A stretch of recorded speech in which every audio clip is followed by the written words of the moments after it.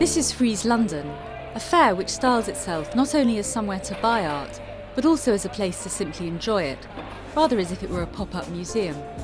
Crucial to this ambition is Frieze Projects, a section devoted to works that are not for sale. This year, the majority of the projects involve performance, either on the part of the artist or the spectator. Visitors can go paintballing, let their kids loose in a space that is described as a temple of play, and discover what happened when one artist gave her entire budget to a group of schoolchildren. In the 1960s and 70s, performance art was the weapon of the angry and the dispossessed. Who can forget the ferocious feminism of cut piece when an unknown artist called Yoko Ono invited perfect strangers to cut the clothes from her body? Or the eerie sight of German radical Joseph Beuys when he explained the meaning of art to a dead hare. For these impassioned voices, performance art was dangerous, avant-garde and anti-commercial. So why has it suddenly lightened up? I think performance art has always had a presence. I think the Tate Tanks had a big impact last summer, and I also used to run the performance program at the Limoncello Gallery. I think it's always there though. It's really about being present and going to see things and being active. So I think you can always find it. We've created a temple of play, and we have lots of children coming. We have groups coming on Thursday and Friday from different local schools. And also on the weekends, everyone's invited to sort of come to the fair as a family. You can see why the organisers of Frieze London want to include this kind of work. It brings a sense of fun and immediacy to a place that can sometimes feel overwhelmed by dry conceptual pieces. But performance is not just restricted to the project section this year. Commercial gallery Michael Werner is selling Foreign Address, a 1968 piece devised by the late American artist James Lee Byers. The piece was originally shown at a gallery called Green Gallery in New York in 1968. What you would have done is come in, climbed in and out in the space. It wouldn't be as static as it is here.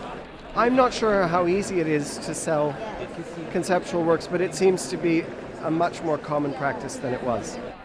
Whenever we sell a work like this, there is a contract of sale. This artist's work, for example, there is a work of his in a museum in Spain, which is the idea of taking 3,999 roses and putting them into a ball. Every time you make it, what you buy in that particular case is the ownership of the concept.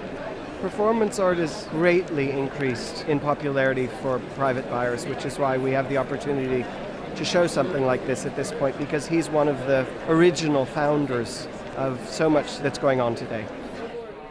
The Limoncello Gallery has also brought real people to the fair. Rather unusually, it has invited some of the artists it represents to come along and talk to visitors about their work.